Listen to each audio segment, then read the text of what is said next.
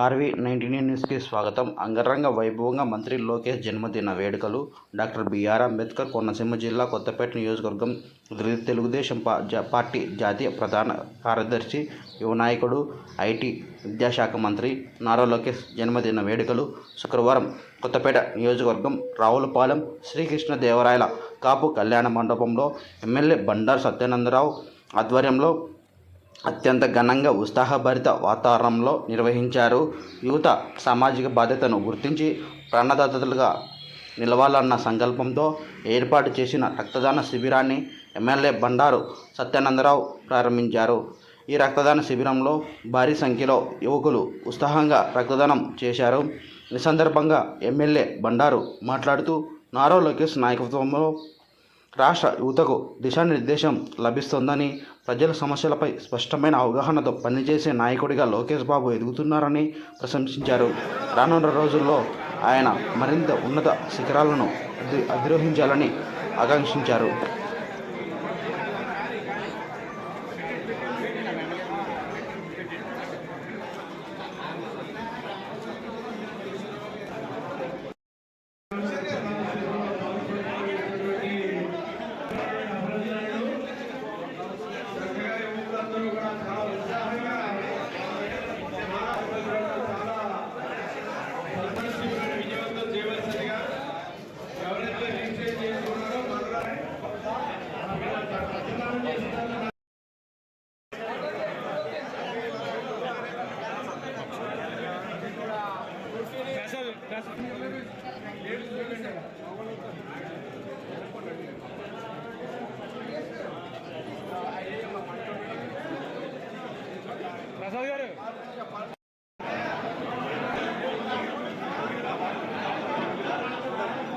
యువ నాయకులు, తెలుగుదేశం పార్టీ జాతీయ ప్రధాన కార్యదర్శి, రాష్ట్ర మానవ వనరుల శాఖ ఐటీ శాఖ మంత్రివర్యులు శ్రీ నారా లోకేష్ బాబు గారి యొక్క 43వ పుట్టినరోజు సందర్భంగా వారికి హృదయపూర్వకమైనటువంటి అభినందనలు తెలియజేసుకుంటూ ఉన్నాం. కొత్తపేట నియోజకవర్గం తరఫున ఈనాడు వారి పుట్టినరోజు సందర్భంగా కొత్తపేట నియోజకవర్గంలో పలు చోట్ల దేవాలయాల్లో, చర్చిల్లో, మసీదుల్లో పూజలు నిర్వహించడం, కేక్ కటింగ్లు దాన్ని ఇక్కడ ప్రారంభించడం, పేదలకు కూడా అన్నదానం, అందుల పాఠశాలలో అన్నదానం, ఇంకా చాలా కార్యక్రమాలు మా కార్యకర్తలు అదేవిధంగా అందరూ కూడా ఏర్పాటు చేసి పుట్టినరోజు వేడుకలు ఘనంగా జరుపుకోవడం జరుగుతూ ఉంది.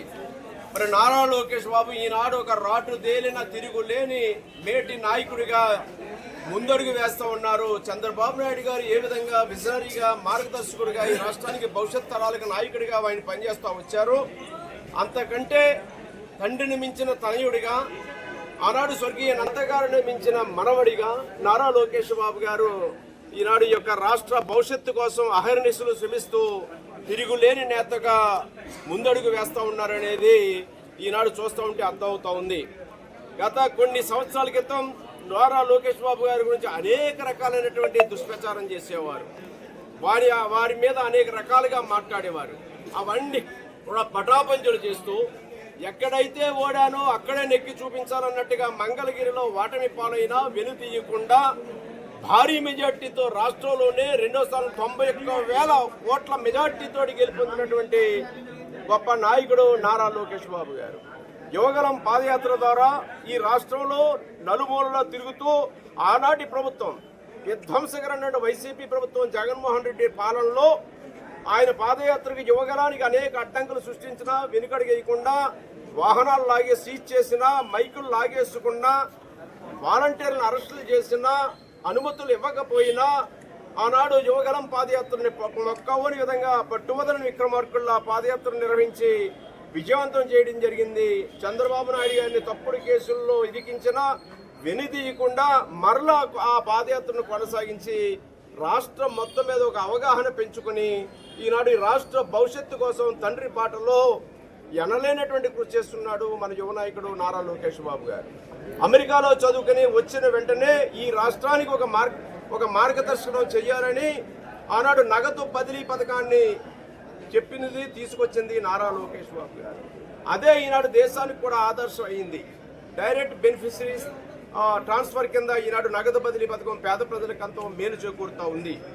ఈ విధంగా అనేక నిర్ణయాలతోటి పంచాయతీరాజ్ శాఖ మంత్రిగా కానీ, నేడు మానవ వనరుల శాఖ మంత్రిగా కానీ, ఐటీ శాఖ మంత్రిగా కానీ, పెట్టుబడులు తీసుకొని రావడంలో కానీ, కార్యకర్తల సంక్షేమ నిధిని ఏర్పాటు చేసి కార్యకర్తలను ఆదుకోవడంలో కానీ, ఈనాడు విద్యా వ్యవస్థని ఎవరు కూడా విద్యామంత్రి పట్ల ఆసక్తి చూపరు. అటువంటిది విద్యాశాఖకు వన్నె తేవాలి, మానవ వనరులు అభివృద్ధి చెందాలి, నేటి తరాలే రేపు భవిష్యత్ తరాలనే ఆలోచనగా ముందుకు వచ్చి ఈనాడు డాక్టర్ సర్వేపల్లి రాధాకృష్ణ గారి పేరు మీద విద్యా కిట్లు కానీ, లేదా డొక్కా సీతమ్మ గారి పేరు మీద మధ్యాహ్న భోజన పథకం కానీ, అనేక రకాలైనటువంటి సమూల మార్పులు తీసుకొచ్చి డిఎస్సి ద్వారా వేలాది ఉద్యోగాల నియామకాలు చేసి ఈ రాష్ట్ర భవిష్యత్తు కోసం లక్షలాది కోట్ల రూపాయల పెట్టుబడులు ఐటీ రంగం ద్వారా తీసుకురావడం ద్వారా ఒక గూగుల్ సెంటర్ ఈనాడు వైజాగ్ వచ్చిందంటే ఆయన కృషి అమోఘం.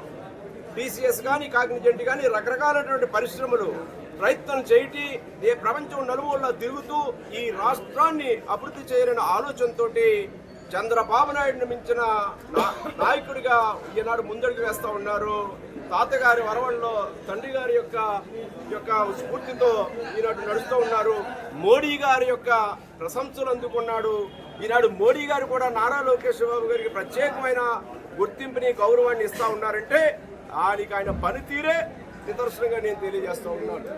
ఈనాడు లోకేష్ బాబు గారి యొక్క నాయకత్వంలో, పవన్ కళ్యాణ్ గారి యొక్క సహాయ సహకారాలతో, మోడీ గారి యొక్క ఆశీస్సులతో రేపు ఈ రాష్ట్రంలో ఒక భవిష్యత్ నాయకుడిగా ఈ రాష్ట్ర అభివృద్ధి కోసం ఎన్డీఏ కూటమి పాలనలో ముందడుగు వేస్తాం, అభివృద్ధి సాధిస్తాం.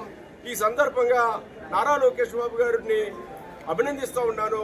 ఎందుకంటే చూస్తూ ఉన్నాం, తండ్రి పేరు చెప్పి వారసత్వంగా రాజకీయాల్లోకి వచ్చి తండ్రి పేరు మంట కలిపినటువంటి నాయకుల్ని మనం చూసాం.